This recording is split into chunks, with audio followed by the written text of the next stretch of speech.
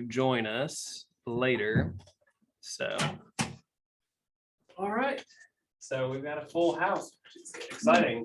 Last year when we did this, I was actually in quarantine, so I was joining via Zoom and trying to and it happened just I think a few days before. So Christy and one of our volunteers, our AmeriCorps Vista member, kind of took the reins for in person. Some of you were here last year as well. So thanks for bearing with us. And this year we had quite a few folks register. And so one of our challenges is we don't have a super great community space here. And this is actually about it for a large meeting space. Unfortunately, it's upstairs. And so growing problems, right? So if you're eating, feel free to continue eating. Just listen to me. If you're in one of these front chairs, just as you finish up, you can spin around. But yeah, so we're just gonna, over the next hour, kind of talk about where we've been here in 2021, still kind of dealing with the pandemic and coming out of a lot of things, but also very much moving forward and pushing our organization to where we want to go. So as a highlight of where we're going, and if you're on Zoom, it'll be hard to see this, but I'll shoot out the email as well. So that way you can see the things that we've been talking about. We had some tech problems, and so the way I wanted to set the camera is not how it ended up working. So we're just kind of using the webcam on the laptop, but hopefully you can at least hear pretty well. So where we're going today is talk about the successes that we have, some of the highlights. I mean, as I was just even scrolling through our Facebook feed and our pictures, I was like, oh, I forgot about that. Oh, I forgot about that. So just hitting a few of the highlights of what we've done here in 2021. And then talking a little bit about our fiscal health, and then looking in the last half of the presentation towards where we're going in 2022. And so our board, which we've got a few board members here in the room today as well, they and our staff and I sat down back in October and we formed a strategic plan for the next year or so.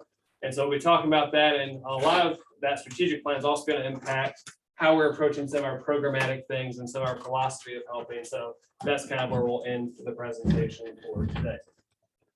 So first off, successes for us.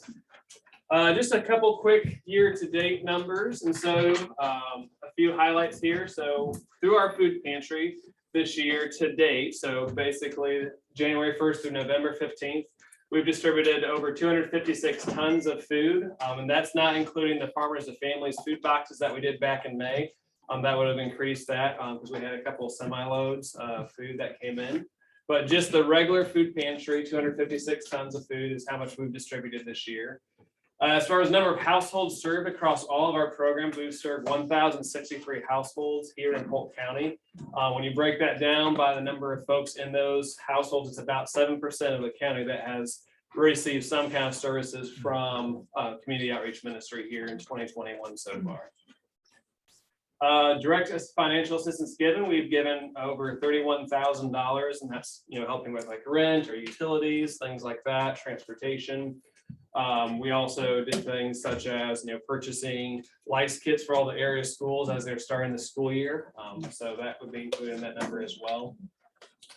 And then many of you know, of course, we have our thrift store, and through the thrift store, we've also started some recycling programs. One, just to reduce our own waste and expenses, but also provide a service to the community and generate some extra revenue for us.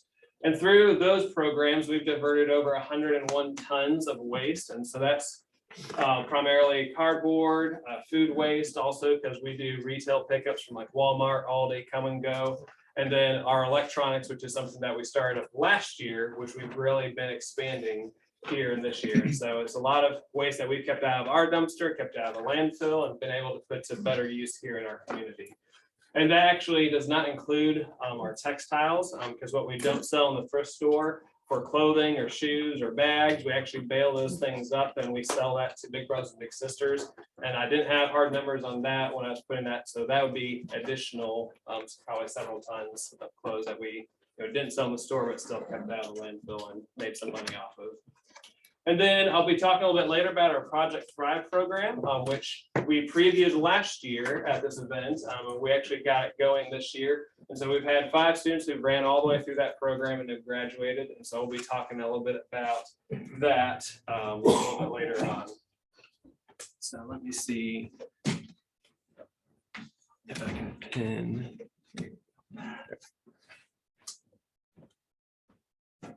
All right, so now if you came last year, one of the things I talked about was some goals for what we wanted to do in 2021. So I just wanted to kind of reflect back on that because I think that's good practice to see, you know, what all did we check off and what did we get done. And so one of our goals here that we laid out last year was to expand our recycling program, which I just talked about. And so just a few things. So when it comes to electronic scraps, and that's everything from like televisions, microwaves, computers, cell phones, tablets, pretty much anything that has a battery or a cord attached to it.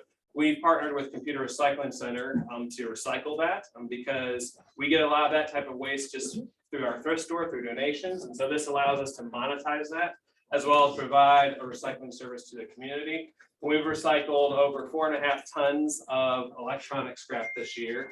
We've recycled about 45 tons of cardboard. So we've sent out several shipments, and see that's the picture you can see here is all the bales that weigh anywhere from 1,300 to 1,500 pounds each.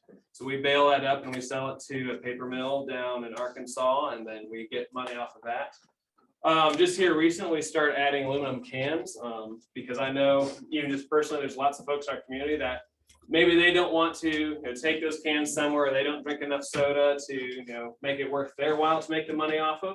But we would love to have those, and because there's actually good money in aluminum cans. So actually on Monday, we actually got a recycle bin for that. That will be probably in the next few weeks showing up in our parking lot to help collect aluminum cans as just an additional source of revenue. And then comparing this year to last year, we've done additional about $4,000 more in recycling, and that's just year to date. And so definitely work on expanding what we're doing there and hope to continue that trend in 2022. A second goal that we highlighted last year at this event was trying to do a better job of addressing spiritual needs because we want to very much integrate the spiritual and the physical. And so we've done a couple things this year, and we're have really done a lot of planning, which I'll be talking about later as we continue that focus in 2022. Just a few highlights of how we've looked at this. One is back in the spring, we had an SBU mission team actually, because with the pandemic, they weren't sending as many teams overseas. So we got in touch with them and actually had a team of several SBU students who were here every week on site. But one of the things that they would often do is during our food pantry times, we usually have a long line out here if you've ever seen it. And so we were able to use those students to actually go car to car and just talk with folks, to pray with them, to find out what needs are going on, and to just offer some encouragement during that time that they'd otherwise just be waiting. We've also started incorporating some more spiritual focus in our case management programs through pathways and something we're calling the first 5, and I'll be talking about that later on. And then as we're also looking at 2022, just some of our shifts in focus, this will be a much bigger piece of it as well. Another thing was we have an old building. And so one of the things I talked about last year is we really had some projects that we want to work on to make some improvements. The biggest one was our roof. And so actually, if you look out this window here, you see a brand new white TPO coating over the top of the back of the thrift store. We installed that on the thrift store in 2 different sections and also the food pantry because at the start of this year, like when we had the winter storm come through, we actually had snow inside our bathroom walls because there's leaking water and snow and everything. And we had to cut away because our pipes froze. I'm like, oh, I see snow on the ground inside my wall. This is probably not good. So we spent about $63,000 on roof repairs. Thankfully, we were able to pay all that out of just our savings, out of cash, because we were very fortunate and blessed last year.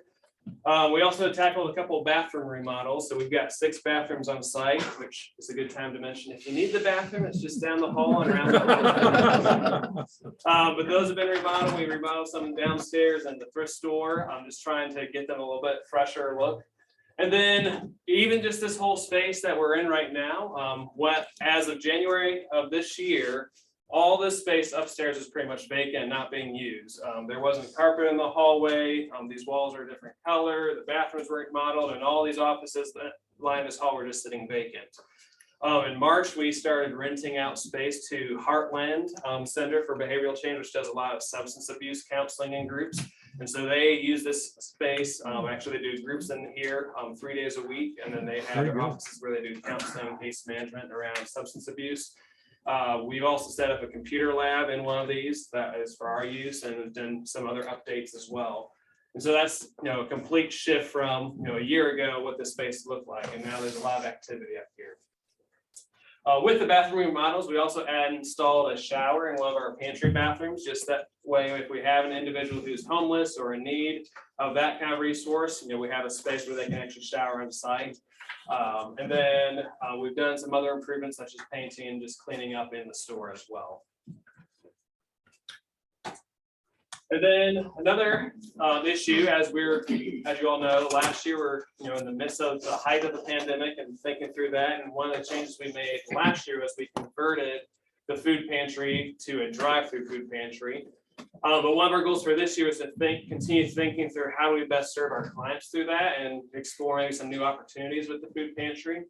So some things we've done this year is, one, we introduced barcode scanning to help make that process a little bit more efficient, because instead of having to type names and we mistype it, or it takes a while to find it, we can actually just scan either their photo ID or any other ID that they have with the barcode, and it pulls their file right up. We've introduced client text messaging this year as well. So for example, when the winter storms hit, we were able to then blast out a text message to our clients, or a voice to text for those that don't have a cell phone, where it would say, hey, the pantry's closed today because we're buried in a foot of snow, right? And then we're also right now thinking through how do we reintroduce some elements of client choice into the food pantry, because that's been probably one of the biggest drawbacks of doing the drive-through. Is it's been harder for folks to identify these are the types of food that I will actually use and that I like.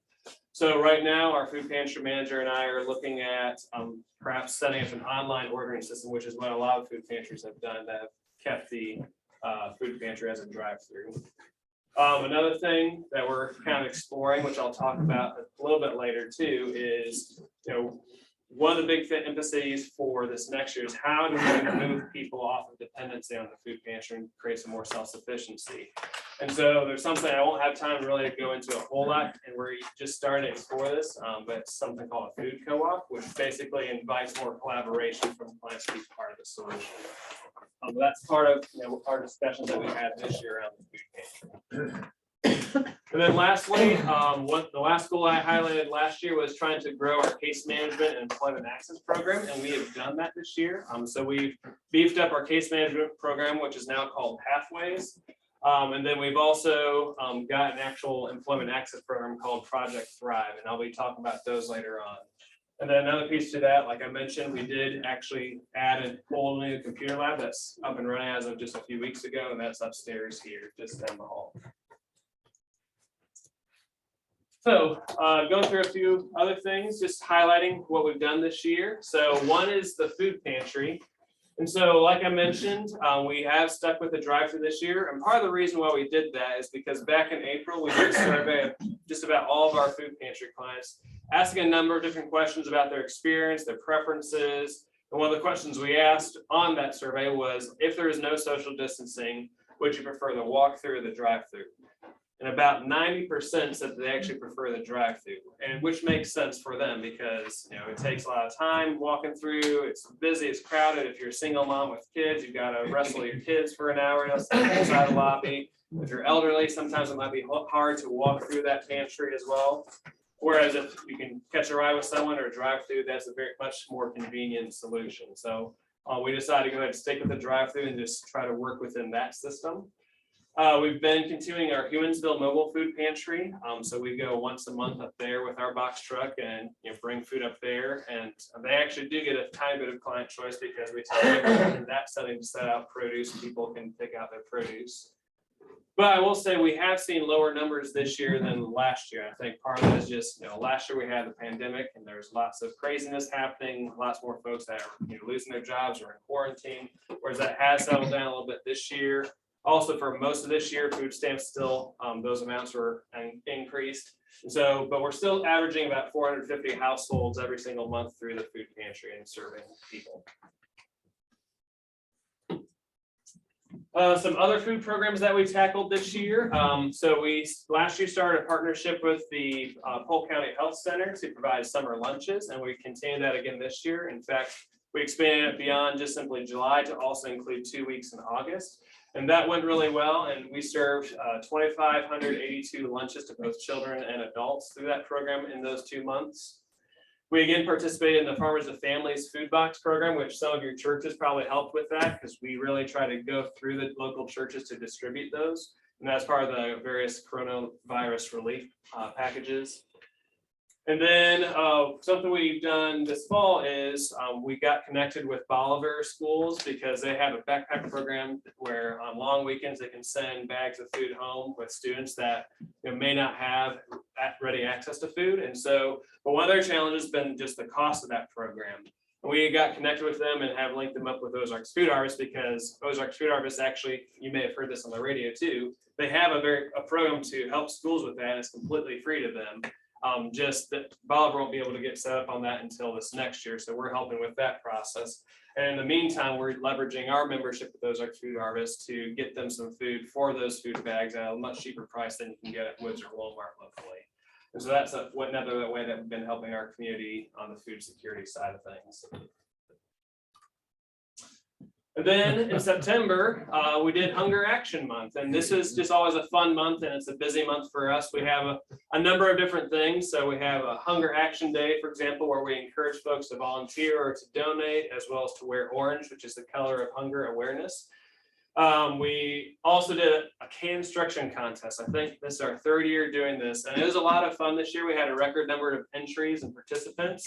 But the Canstruction Contest is basically where we invite groups to come together, collect canned goods, but instead of then just delivering it to us in boxes, to have some fun with it and to build some kind of construction or sculpture out of it.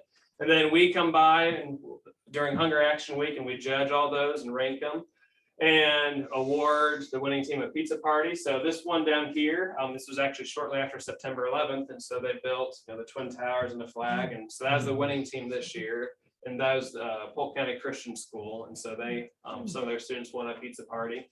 You can see another daycare in town did the Very Hungry Caterpillar, which we thought was really clever. And all of them were great. And I wish I could spit them all on the slide. So for example, there's another daycare that did like a whole bathroom scene, which is really impressive.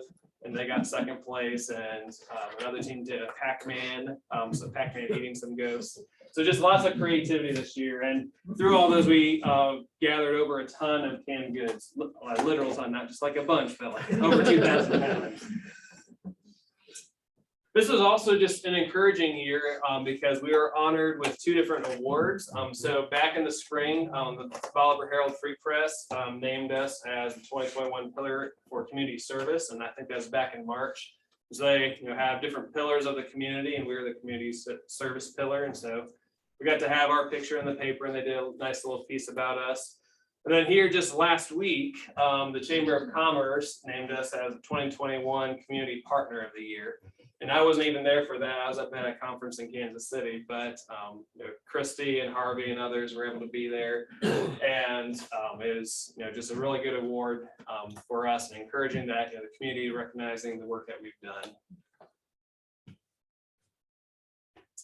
All right, so fiscal health, numbers, money, right? Don't worry, I'm not going to ask you for money today. And most of you are monthly donors and everything, and so I appreciate that. So a few things on how we've done financially this year. One is we did our first major in-person fundraising event. So we'd originally planned this for last year, but as we all know, plans had to change. And so we did a virtual one last year. But we had a number of you came to this event. We had a down at Bolivar First Assembly. So thank you to Pastor Goza for hosting us there. And Joey ILO, which is he's a comedian. He came and did a program, and we also talked about what we do and had some trivia about community outreach ministries and highlighted our programs. And we did a big push for like monthly donors, and we had a good number of folks that came out of that event that became monthly donors, which really is the lifeblood. And so if you're in this room and you are a monthly donor, again, I just want to say thank you because that's stable income that we can always count on, that one-time donations that are large are great, but those that are giving on a consistent basis, we know that that income is going to be there to help support us. And so that was really the big thing that we pushed with that fundraiser back over the summer. Another encouraging piece is our thrift store. So actually, just about a week or two ago, our thrift store broke the record for all-time annual sales ever since it's been opened. And we still have a month and a half to go. So we're going to keep pushing that number higher. And we've also broken the daily record for sales, at least, or monthly record for sales twice this year. So I think back in April and then in October, they busted that record open. So they've been just really doing a great job. We've got a new thrift store manager this year as well, and she's done a great job of just organizing, cleaning, and helping to promote that store. And so if you like thrifting and don't thrift here, please do it, and encourage your friends to do that as well. Because that the thrift store does fund about a third of our annual budget, so that's the biggest chunk of our revenue right there. This is also a good year. So 2020, we're in the midst of a pandemic. We were able to increase our savings. Actually, we're able to capitalize into various loans and grants, and had a great outpouring of generosity from the community. Some other things that also preceded the pandemic that set us up well financially to weather that storm. And so we were able to leverage that success from last year to push us into this year. So one of the things that happened this year is we are now 100% debt free. We had one loan that's still outstanding that we were able to pay off in full this spring. We were also able to tackle a number of those building improvements that I mentioned, and we didn't have to take out any loans to do that. The biggest, of course, over $60,000 for a roof, but we were able to just draw down on savings for that. So which is good because then we're not in debt. And then we're also able to use that success to continue investing in our programs to grow what we're doing here to help more folks. But there are continuing challenges. And so one is just simply, our expanding budget. So as we seek to do more, one of the things that I'll be talking about in our strategic plan is, we really want to make sure we're taking care of our folks, our staff, because it does no good to be fighting poverty if our own staff are living in poverty. And so, that in 2022 is going to increase our budget a fair amount to make sure that we're keeping up and taking care of them. We've also added some new programs, which is creating some expansion in that budget. So, as we grow, there's growing pains. You've got to figure out how do we fund those things. And so that's a challenge. Just as we move into 2022, inflation, is starting to hit some folks in their pocketbook. And so it's still an unknown factor of, how is that going to impact donors? Also thinking through foundations as we move out of the pandemic a little bit, how is that landscape going to look like for grants and other funding sources? So there's a bit of uncertainty there, but we're ready to tackle that. And then we have seen diminished food for donations and pickups. And so I know definitely Harvey, who's standing back here, he's our pantry manager. He's trying to hide. But he will tell you that, our local retail pickups from like Walmart and Aldi, Pizza Hut, and Come and Go, those have greatly diminished this year. Just as, they're having less stuff stocked in their store, which means there's less stuff that's coming to us. And so that means, if we want to continue giving out comparable amounts of food, we've got to think through how do we get that food. A lot of times it ends up being we actually have to purchase it through our food harvest or other means. Similarly, the post office for the past 2 years now, they have not done their annual canned good drive, which is usually a big source of food for us in the summer. And then just again, we've got an old building. Even with the improvements we've made, there's still lots that needs to be done and lots of things that can pose challenges. So for example, even in this room, these windows over here currently are actively leaking whenever we get a really heavy rain, which then causes damage to the floors. And so that's something that we're looking at having to do some work on, which is probably going to be about $1,000 project to do it right. So that's like an example of the things that we continue to face. Or our thrift store, there's still lots of challenges there. The backside doesn't have air conditioning in the summer, and so as you think about creating a hospitable shopping experience, that's a challenge. So building expenses continue to be a challenge, just as you have an old building. One last thing here on the financial thing. So if you are a monthly donor, you can be watching for this to launch sometime in early 2022. Because we're starting something called the Compassion Collaborative. And so this is basically just a way to help say thank you to those of you who are monthly donors and to invite you into our work a little bit. So you'll hear more about this in the coming months, but basically what we're envisioning is kind of like a membership thing where you can, very much be a part of what we're doing. So like one of the things what we'll be doing is like a book club where, we'll invite, anyone who's a monthly donor to join our staff to go through a book that will relate to the type of work that we're doing and have some discussions about it. Also gain some insider updates or special invitations. So for example, if you are a monthly donor, you were the first ones to receive an invitation to this event before it went out to others. We're also looking at doing a conference here in 2022 that'll be focusing on the intersection of faith and poverty. And so, if you are a monthly donor, we'll be giving you a discount to that conference. And so that's something I'm excited about, just again, trying to create more meaningful community and inviting, our community to join us in this work. All right. Any questions about that before I move on? All right. So in the last half here of the presentation, what I want to focus in on is where are we going in 2022? So we've had lots of great things that have happened to us in 2021, but we want to continue moving the organization forward. And so one of the things that we did here in the past month as the board and staff, as I mentioned, is we developed a strategic plan. So we actually met up in this space over a couple of days and hash this thing out and basically creating what is that roadmap going to be like for us in the future. And so for our strategic plan that we came up with, we basically put it into 4 large categories: facilities, human resources, funding, and programs. And I'm going to be talking a lot about the programs at the end, but just to go through real quickly the other 3.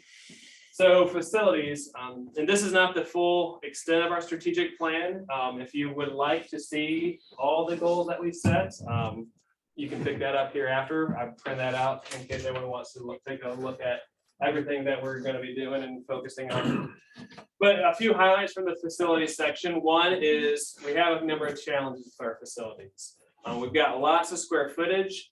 It's not really configured very well for us. So for example, like I've talked about at the beginning, we don't have a great community space outside of here. But even with our thrift store, we have a challenge that our donation center is way over in the warehouse, but our store is way over here. So our staff and volunteers have to manually truck the good donations back and forth. Not to mention, it's not air conditioned or heated out in the warehouse. So think about 100 degrees in the summer or 30 degrees in the winter. That poses a challenge also for like recruiting volunteers to this work. And then we're also at a point where we're starting to run out of office space. As we look at continuing to expand our programs, it becomes a question of like, where do we put people? Because we got lots of square footage, but we don't have it really configured well for what we need. So one of our goals under the facilities section is to actually recruit a company to work with us to look at, okay, how can we use the existing space we have, do some work to reconfigure it to make it more efficient and effective for what we want to do? Or, is there also the possibility of maybe acquiring some space just north of us to look at doing some expansion that way as well?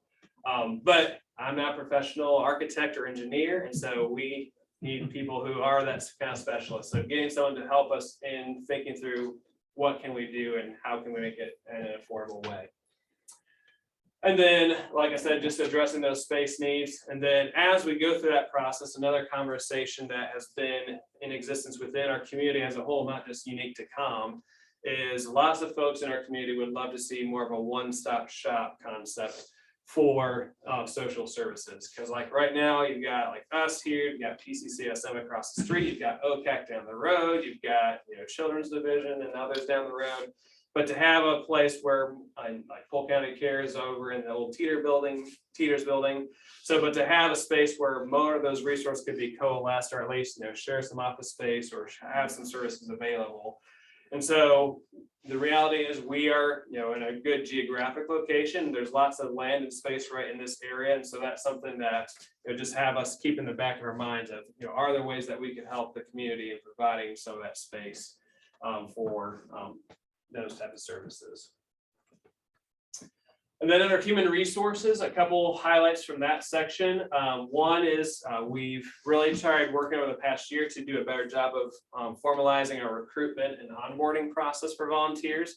And Christy is kind of taking the lead on that, but continue to push that forward and to do more formalization to make sure that we're not only recruiting volunteers, but we're retaining volunteers because they're adequately trained and they have buy-in to the organization. Another thing too, this is just kind of a consequence of COVID, that's, I think, accelerated some trends that existed even before COVID, is, with the drive-through, one of the consequences is we have limited interaction with those clients. And yet if we as Christians try to be incarnational in our ministry, we need to be forming meaningful community and meaningful human interactions. And so trying to think through, how do we, create those opportunities for not just staff, but also volunteers to truly be ministering to folks and to, be working with them. That's another area that we want to look at. And then we want to do more to engage the faith community locally. So we have great partnerships with a number of churches here in town, but there's also a lot of churches that have not been engaged. And so we want to do more, both educating them on the type of work that we're doing and seeing if there's ways to collaborate or partner with them too. And then finally, like I mentioned, trying to do a really good job of increasing our wages and benefits, because historically our staff have been way underpaid compared to what they deserve and what they should get. And so trying to make sure that they're being adequately compensated for the work that they're doing, that is hard work. And then, of course, there's a question of how do you pay for all this, right? So a couple things. We do have our social enterprises of the thrift store and recycling. And so I think there's a lot more capacity to grow those. And so trying to do much better awareness and marketing within the community that those are resources for them, which can in turn generate more revenue for our programs. Another thing that we're going to be doing this year is applying for NAP tax credits. I don't know if you're familiar with these, but these are basically tax credits that a nonprofit organization can get to offer to businesses, either local businesses or businesses from around the state, where they can reduce their tax liability through donations to those that qualify by up to 70% for rural communities. And so trying to leverage that to do either some capacity building with our physical space or capacity building with our programs. And then continue to build upon our 2021 success by having another annual fundraising event. And so probably in the next few months, you'll start hearing about that. And then again, like I mentioned, monthly donors are a huge piece that we're really going to emphasize, to try to continue pushing that as well, to encourage new monthly donors and to build relationships with our existing monthly donors, such as the Compassion Collaborative group. And then finally, towards the end of the year, also looking at, as we grow, because a lot of this work falls on me, to be honest. So looking at, are we at the point where we also need to hire either a part-time person or somebody to be a development staff member who can help with the grant writing, who can help with the marketing and outreach, and help with the fund development side of things. Are those tax credits federal or state? Those are state, yeah. Yeah, so those are through Missouri. All right, and then lastly, programs. And so you can see a few highlights there, but I'm actually going to push past the slide because I'm going to be talking about all those things in a little bit more depth and the programs and philosophy of helping. So when we think about 2021, if 2020 was the year of crisis and craziness and pivots and all that, the way I would kind of describe 2021 is a year of reflection, because things, still pretty crazy, but at least we got into a new normal, a new routine of how to deal with the crazy. And I remember at the start of the year, I commented to Chrissy, like, my hope for 2020 is just to have a boring year. I just want to do the programs, build a few things that we set out, and just be able to do that. And I think we've overall had, I don't know, boring enough maybe. But I'd say it's also been very much a year of reflection as we come out of the crisis of the pandemic and other things. This has also given us the time to really do some hard evaluation of what is it that we're about, who are we, where do we want to go in the future. And so not only have we done a lot of, looking at our physical infrastructure and investing in that, but we've also, I think, done a lot of investing internally of, looking at, our programs, looking at our effectiveness, looking at who we are and who we want to be.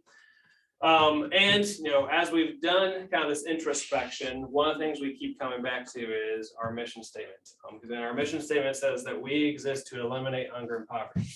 Now, I'm a realist. That's not going to happen ever until Jesus returns, but that's still the end goal I want to be striving after. And so if I'm going to be effective in moving on that mission, then that means I should at least be seeing some reduction in hunger and poverty, right? And so we keep coming that as, okay, that's the big goal that we should be using to evaluate what we're doing. And so we've started over the past year doing a lot of research, a lot of thinking, some reading, and looking at the actual data that we've got to see, are we actually living up to that mission? And as we've done that, there's some things that we've identified that we really want to shift our emphasis on coming in 2022. Because as we've done this introspection, we've come across a problem. And that is that we can boast about our large numbers. I gave a lot of those numbers at the beginning, but when it comes to the end of the day, we don't have a lot of good quantifiable data to show that we are actually moving that needle on hunger and poverty. Are we seeing folks that are increasing their income? Are we seeing folks that are, getting out of poverty? That's a lot harder question. And part of that's just we haven't historically done that analysis or evaluation to make sure that that's happening, which is one of our goals for 2022 is to get that better data to show how we can track that. And then also second problem is COVID, I think, accelerated some trends that not just here at COM, but within our community at large of being more social distance, not just in terms of the pandemic, but just in other forms of community. So the drive-through, as I mentioned, has accelerated that we have less interactions with people. There's social distancing, and even just the history of how many of us have approached helping that often is very one directional, and it's very one time that it's me helping you, and that's kind of the end of the relationship, right? But if we are Christians, we believe in the importance of community, we believe in the importance of the incarnation, then we should be approaching poverty really from this sense of forming healthy, authentic communities among the people that we're serving. And then a third challenge or problem that we've kind of noticed is it seems like a lot of the way that we approach addressing poverty has been very reactionary. It's, when someone's experiencing crisis, that's when they come to us. And we really want to move more to being more proactive so we can actually get to the roots of these things to prevent people from being in crisis to begin with. And so as we've been thinking through this, we've done a lot of research over the past months, and this has involved field trips and conversations with other Christian organizations. So for example, we went down to Branson and toured Elevate Branson, which is an amazing program that's got a lot of neat aspects to what they do. We also toured Eden Village in Springfield, which deals with homelessness. We've had conversations and meetings with RISE, which is part of the Drew Lewis Foundation, which does a lot of work in Springfield, as well as conversations with Job for Life. We visited One Door in Springfield. We've engaged with material from the Christian Community Development Association, and actually even just last week at the conference I was at. And as well as reading books, and we've our staff have read a number of different books. One example is When Helping Hurts, but there's other books that we've taken a look at. And so just trying to think through, how are other organizations addressing poverty, particularly from a Christian perspective, and how should we be doing this type of work as well? And this is kind of what we've come up with to think about, here's our philosophy of helping. So if you've got an individual and then you usually have a crisis, so that could be, someone's house burns down, they lose a job because of, whatever the case may be. There's domestic violence, but oftentimes folks will find themselves in poverty because of a crisis. And that crisis might even have been, in their parents' generation or, further back where it's been an ongoing thing. But a lot of times there's a crisis that causes a person to reach out for help. And so because they're in this free fall, I lost my job, now I don't have income to pay my rent. And if I can't do that, I'm going to be evicted, then I'll be homeless. And so what often happens is our organizations will provide what I term as relief, which is, okay, I'll help pay your rent so you don't get evicted, or I'll provide you food so you don't go hungry, or provide you clothes, things like that. And the point of relief is really to stop that bleeding, to stop that free fall, right? It's to, get them to a more stable situation because they're in the midst of this instability and this free fall. However, that can't be the end of the work, right? Because there's also got to be rehabilitation that happens. We've got to get them back to that place where they were before, as at a minimum. That's the place of stability. So if you lost a job, we need to get that income back. So we need to get you a job again or replace that income somehow. And so the goal needs to be following relief with rehabilitation to get them to a place of stability. But even that can't be the end, because if another crisis happens and they're just at this level, what's going to happen again? they're going to be right back in the same situation. So then we've also got to follow up with development work, which ultimately is going to lead us to a place of resilience. So think about a person who's got a savings account now. And so if they do lose their job, they've got that savings to draw from until they can find another job. Challenge is this is a lot harder work, right? It's not as easy, just like this one time, one directional, oh, here's some money, okay, be on your way. It's like, no, we've actually got to spend time with you. We've got to dig in deep. We've got to figure out what is the roots of what's going on. And when we think about development work, why it's so hard is because there's two big layers to that. The first layer is we need to call it the individual responsibility. So, if someone is able to work and they're choosing not to work, that's a matter of individual responsibility. That, no, if you are choosing not to work and you're able to, and you're complaining about lack of income, that lies on you as the individual. But also to be empowering that, because many folks have been broken down and they don't think they've got capacity to do anything. And so part of development work is also being empowering to look not just at what's wrong with their situation, to very much look at their assets. What are their strengths? What are their resources? Because if we're Christians, we believe that all humans are created in the image of God. So he's blessed everyone with gifts and resources and talents. And so part of the development work is calling those things out and saying, no, you are capable. Or, hey, let's not look at all everything that's wrong. Let's look at what you've got right. So there's the individual responsibility that calls that out in that person. I mean, the way to kind of differentiate the relief from the development here is that old proverb of, you give a man a fish, he'll eat for a day. You teach a man to fish, he'll eat for a lifetime. But with development, there is another layer to this, because the truth is it does no good to teach a man to fish if no one stocked the lake with fish, or if someone's poisoned the lake, right? You can cast that line in all day. Doesn't matter how good of a fisherman you are, you're never going to catch any fish. So that goes to the second layer of development, which is the social responsibility. Because there are systems in place that are beyond a person's control that are going to hold a person back. So we might think about, maybe there's laws or ordinances in place that make it really hard. Maybe you've got a situation where there's no affordable housing, and so people are basically priced out of housing. So it doesn't matter, how hard you work at finding a house. If you can't afford a house because it's over 30% of what you make, that's a challenge. Or, think about predatory lenders such as payday loans and title loans, which we have those in town, and they're allowed to charge up to 1,000% of interest. If someone gets into one of those, and now they're just stuck in this cycle. It doesn't matter how well you budget if you're losing $200 from each paycheck just to pay off the interest on these loans. And so that's where organizations who are doing development work not only need to focus on the individual responsibility of making sure that this individual is doing everything that they can, but to also focus on the social responsibility to say, are there ways that we need to be advocating in our community for change? Is there even like legislation or things, or new ordinances that need to be put in place? Or can we work together within the community to address other issues that exist? So that's what's going on with the development. And that's hard work, right? Which is why too often we don't do it. But the problem is when we never get to rehabilitation and development, when all we do is relief work, then we end up creating this endless cycle of chronic instability. Because when you've got relief without development, then you're going to end up with chronic instability and dependence. And this is honestly what we've seen a lot at COM, is you'll see someone, you pay a utility bill, and then 3 to 6 months later, they're back again asking you to pay something else.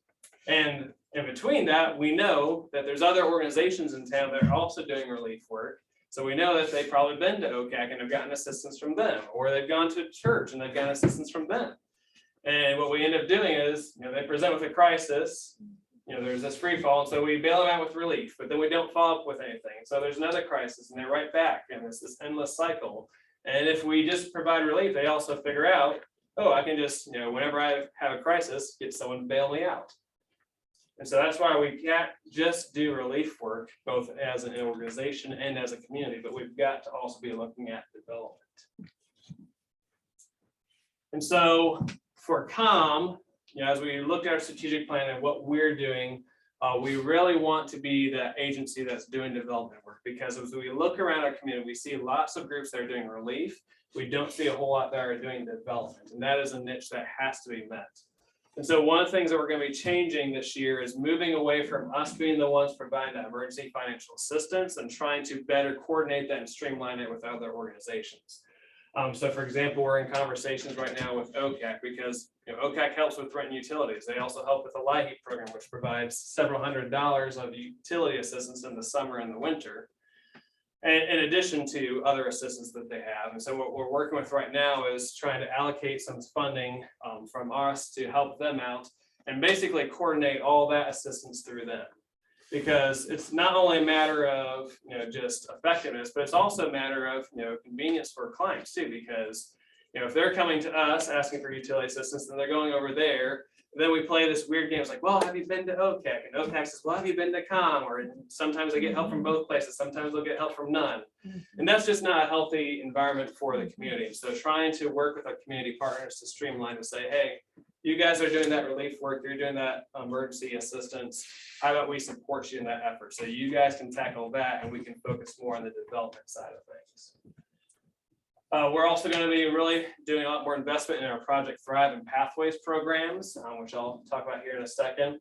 And then again, the importance of community. We really want to emphasize that. And even just the language that we're starting to use, shifting it from talk about clients, which seems like it's me serving you, but changing that language to talk about partners. That you're a partner in this because again, you've got resources, you've got wisdom, you've got talents. So let's work together and find the solutions. And then as we make those shifts, again, trying to move away from being so reactive to being more proactive, because particularly on the relief side, we just spend a whole lot of time just trying to field this question like, oh, I need this bill paid, I need this bill paid, I need this bill paid. And you never get to the deeper levels. And so by better streamlining that process in our community, that will hopefully free us up to do more of the development work and to even be proactive, because like we know that there are certain geographic areas in our county and our community that have a high rates of need. And so what would it look like to actually bring programming into those spaces instead of waiting for a crisis to occur that they reach out to us? To kind of illustrate this shift, there's a parable. And so let's imagine that you are walking down by a river and you see someone who's drowning. And so what's our natural response? Throw them something, or if you're a lifeguard trainer or something, you might dive in and you drag them out. And so you get them, you check, make sure they're okay, or maybe perform CPR. And as you're finishing that up, you hear someone else yelling, and you see there's someone else floating down the river. And so you go and jump in, you drag them out. And then about the time you're finishing with them, there's a third person. And by this point, some other folks are starting to come, and you realize that there's people that just keep coming down. They're drowning, they can't swim. And so the whole crowd is going in, and we're dragging people out one at a time, but they keep coming, and pretty soon you're getting tired.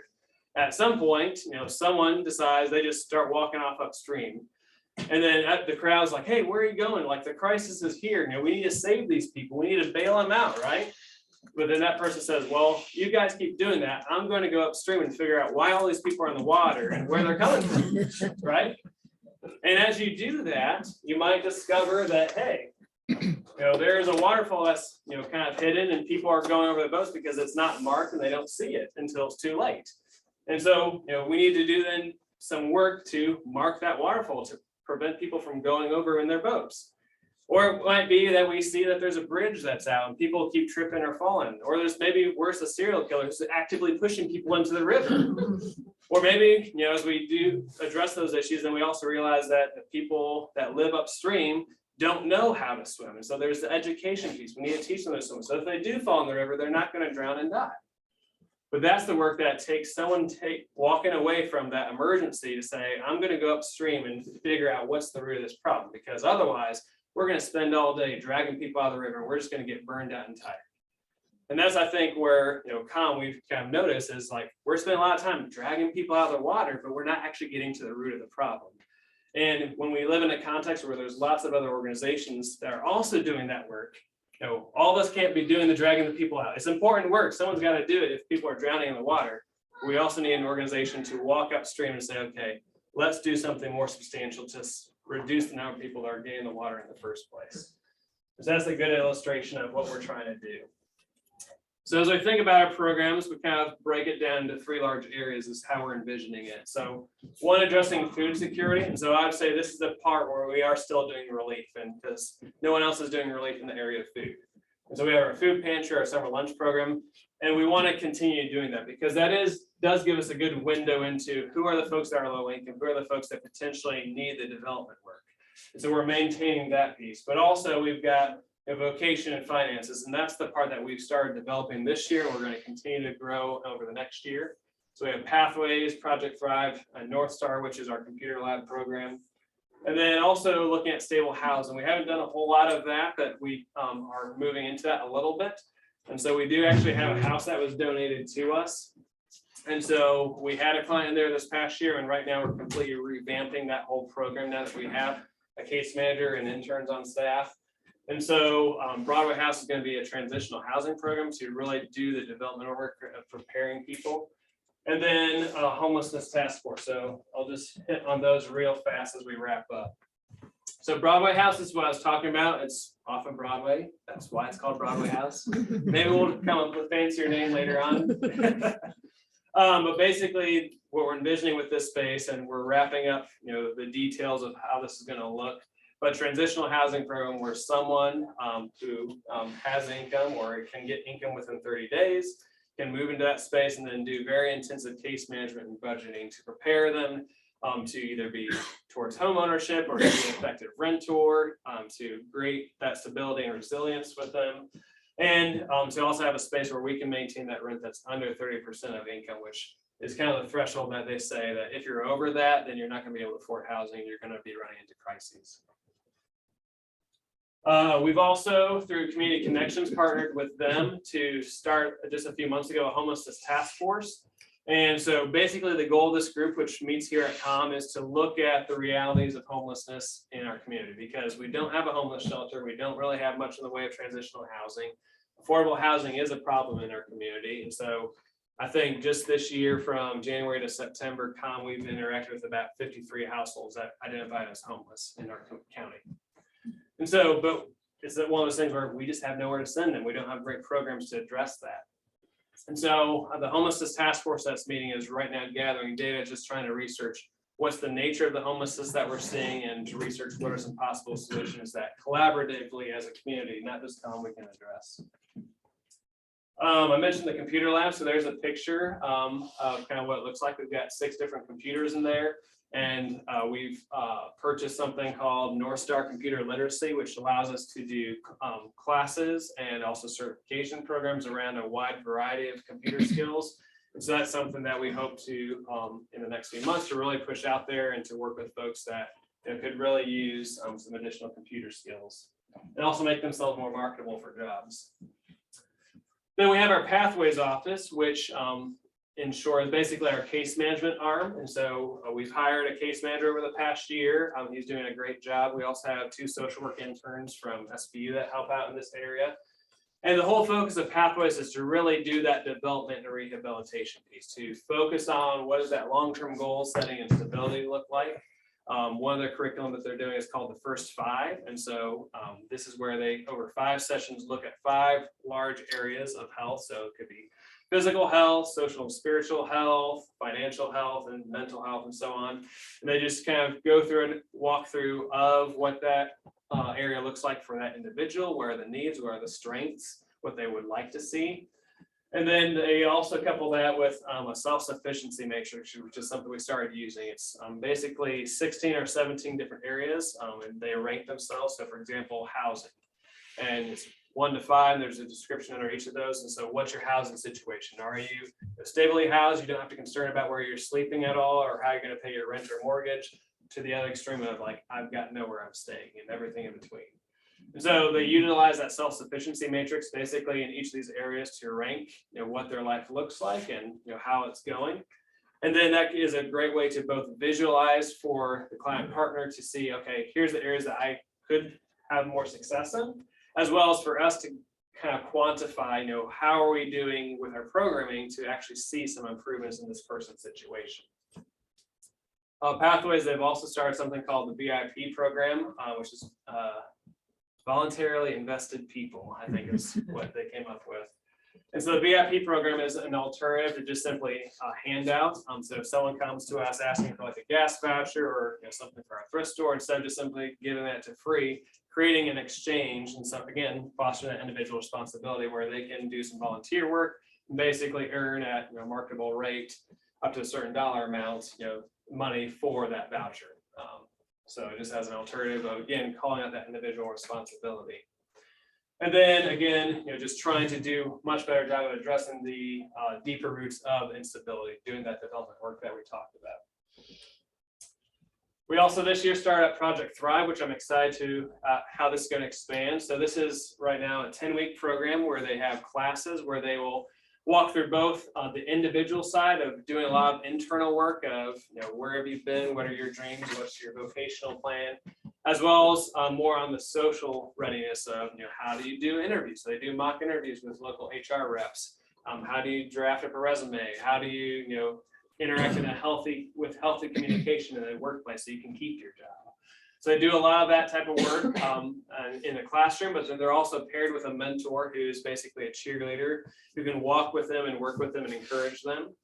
And then they also, if they're not currently working at a place, they have opportunities to volunteer here at COM to gain that work experience. And we treat it almost like a job where we'll give them reviews and everything and feedback to, again, prepare them for the workforce. And at the end, if that's their goal is to have a job, then we also have a number of local businesses that have offered guaranteed job interviews through this program. And so we graduated our first cohort of 5 individuals.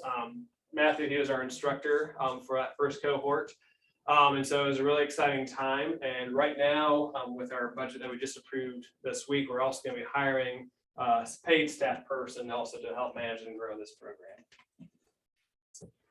As I wrap up, just kind of as proof of what we're talking about, that we believe it does work and it will work. This is Corey. We call Corey our guinea pig because a lot of these things that we've been brainstorming and thinking through, we've actually tested out on her this year.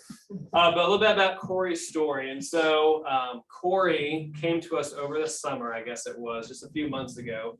And she was homeless. She was living out of her van, and she walked into our lobby and just was completely broken down and crying. And she was upset because there was no place for her to stay. And because everywhere she tried to park her van would chase her off. And so what we ended up doing was just said, well, we've got lots of space out here. You've got a vehicle, and so we'll allow you to park in a spot where we can watch it with the security camera. And we drafted up an actual contract with her where she's allowed to stay on the property for up to 3 months for free. And after that, we'd start like $1 a day or $2 a day. But in exchange, she also had to do at least weekly meetings in our Pathways office with our case managers. And she did that. And just in the matter of about 3 months, we were able to get her into an apartment through a collaboration with us and Polk County Cares, where she did some volunteer work and worked with our case managers, and they paid for an apartment. And then she also went through the Project Thrive program. And actually here just last week, she moved into her own place because she has her own stable income.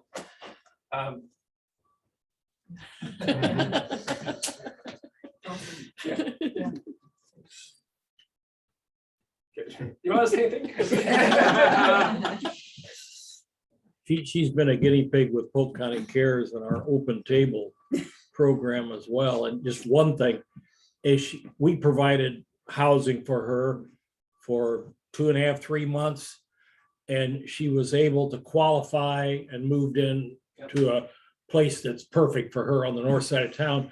But anyway, as she moved out of the housing we provided, we asked her, Neil DeShazo is the leader of the table that works with her, do you want to continue your open table experience? She said, yes. Yep. Mm-hmm. So she has another 6 to 8 months, I guess, and the open table meets with her weekly with a support group of about 8 people, just basically, how you doing? And then the table follows the agenda she sets to try to make her life more functional, more fulfilling. And she's a real success story, for COM as well as Polk County Cares. So it's a perfect example of 2 entities working together. Is, Not just, because we could have just simply said, okay, we'll put you up in a hotel for a weekend. That's it. Yeah, That would have not solved the problem. So what we said is, no, we're gonna, do the hard work of development. That means there's gonna be a lot of responsibility that we're placed on you. We're also gonna create these wraparound services between us and Polk County Cares to help address some of the more systemic challenges that may exist too. And we're creating that community because you see here a quote from her that, you all have been like a new family to me. And that's what we're trying to do. And, and like Ray just said, not only, we've gotten her to that place of stability, and yet we're still working with her, and she's eager to work with us because she sees that there's that community that cares for her. And so that's where we really want to do more of here in this next year. And so I'm excited about it, emotional about it. So, but thanks, guys. So any questions that you all have? I know it's 1 o'clock, so I don't want to keep you guys, but any questions you have? Great job, Micah. Excellent. real good. That one picture, I tried to take a picture of it, but your philosophy of Oh, yeah. crisis, and Yeah. that one picture. Well, like I said, I've got pretty much all your emails, I think, so I'll shoot this out to That'd be emails great. if you want to look at or grab some of those Print it. I mean, things. that one Because if picture. you share with others, make sure to print it. Which honestly, I adapted that from other folks, so I'm borrowing too. Of course. So, let's go ahead and pray, 'cause I forgot to do that. I meant to when we got started and technology and everything else. So we'll pray and bless the food you ate an hour ago. And if you want to stick around and ask me questions or Christy questions, or a few of our board members are here, feel free to do that as well. So let's pray. Dear Father, we thank you so much for this day. We thank you that you are with us. And we recognize that in Scripture, you give us the call to care for the poor, for the widows, the orphans, those on the margins. And as community outreach ministers, we do seek to be that place where we can not just do the work ourselves, but can mobilize the local community, mobilize the local church to do this work. And so I pray that as we move into 2022, you'd give us the wisdom of how to best do that, to not just do something that makes me feel good, but to do something that is actually truly beneficial and helpful for the community, that is generating life change, generating spiritual change as well. So we ask all these things, and also thank you for the food that we ate, and ask that you bless it to our bodies. In Jesus' name, amen. All right, thanks, guys. Thank you. Thank you.